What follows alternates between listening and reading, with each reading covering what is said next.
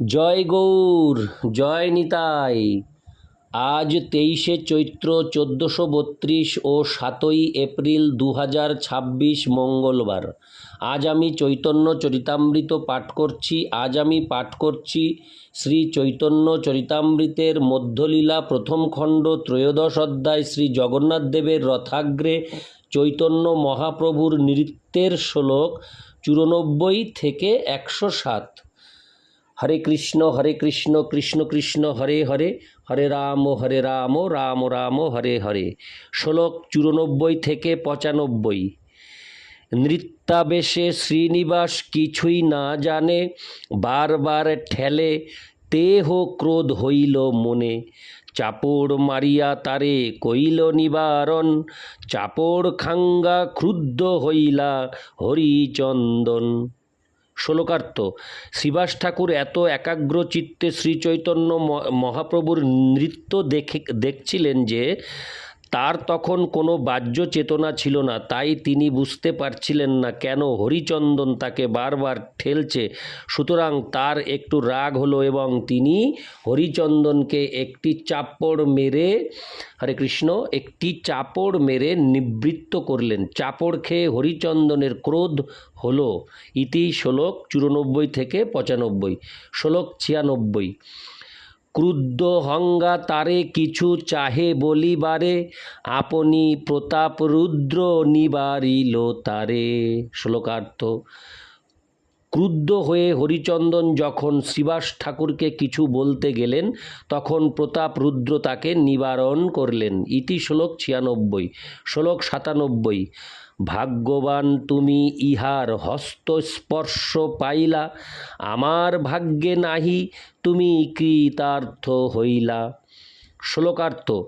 মহারাজ প্রতাপরুদ্র বললেন, তুমি অত্যন্ত ভাগ্যবান, তাই তুমি তার শ্রীহস্তের স্পর্শ লাভ করলে, তার ফলে তুমি কৃতার্থ হলে। আমি দুর্ভাগা, তাই এই সৌভাগ্য আমার হলো না। ইতি শ্লোক 97। শ্লোক 98। প্রভুর নৃত্য দেখি লোকে হইল চমৎকার, অন্য আছুক জগন্নাথের আনন্দ অপার। শ্লোকার্থ। শ্রী চৈতন্য মহাপ্রভুর এই নৃত্য দেখে সকলে চমৎকৃত হলেন। অন্যের কি কথা, শ্রী জগন্নাথ দেবেরও অপার আনন্দ হল। ইতি শ্লোক 98। শ্লোক 99। রথ স্থির কইল আগে না করে গমন, অনিমিষ নেত্রে করে নৃত্য দর্শন। শ্লোকার্থ। তিনি তার রথ থামিয়ে অনিমেষ নেত্রে শ্রী চৈতন্য মহাপ্রভুর নৃত্য দর্শন করতে লাগলেন।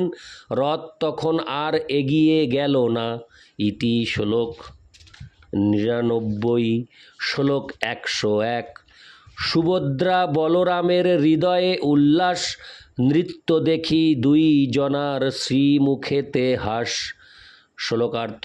সুভদ্রা দেবী এবং বলরাম হৃদয়ে অত্যন্ত উল্লসিত হলেন এবং সেই নৃত্য দর্শন করে তাদের মুখ হাস্যোজ্জ্বল হল। ইতি শ্লোক 100। শ্লোক 101।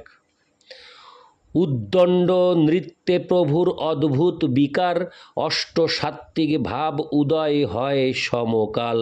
শ্লোকার্থ।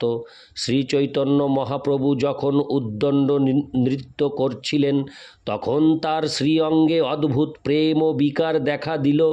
একই সময়ে তার শ্রীঅঙ্গে 8টি সাত্ত্বিক বিকার প্রকাশিত হল। ইতি শ্লোক 101। শ্লোক 102।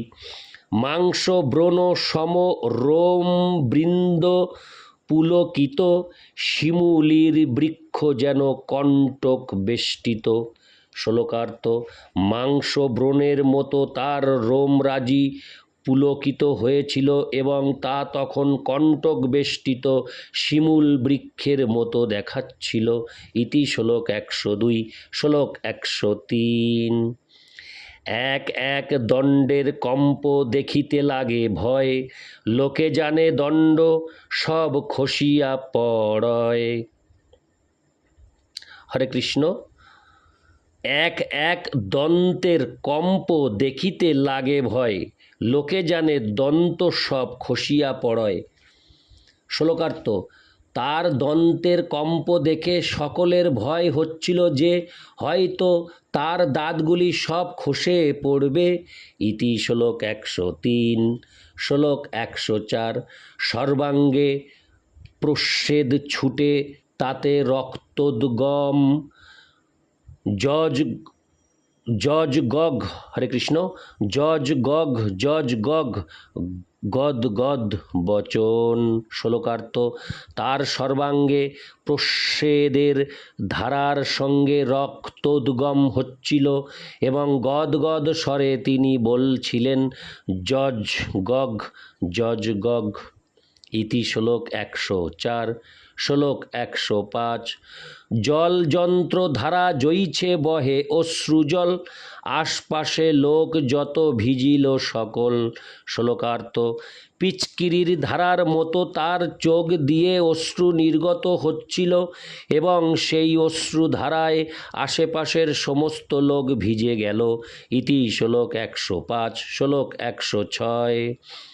দেহ কান্তি গৌরবর্ণ দেখিয়ে অরুণ, কভু কান্তি দেখি যেন মল্লিকা পুষ্প সম। শ্লোকার্থ, তার অঙ্গ কান্তি কখনো অরুণের মতো রক্তিম এবং কখনো মল্লিকা পুষ্পের মতো শুভ্র দেখাচ্ছিল। ইতি শ্লোক 106। শ্লোক 107।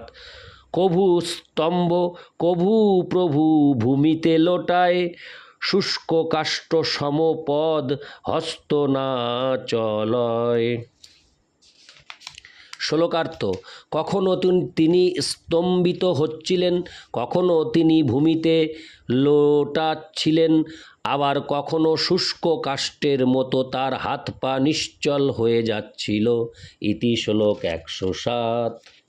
হরে কৃষ্ণ কৃষ্ণ কৃষ্ণ হরে হরে, হরে রাম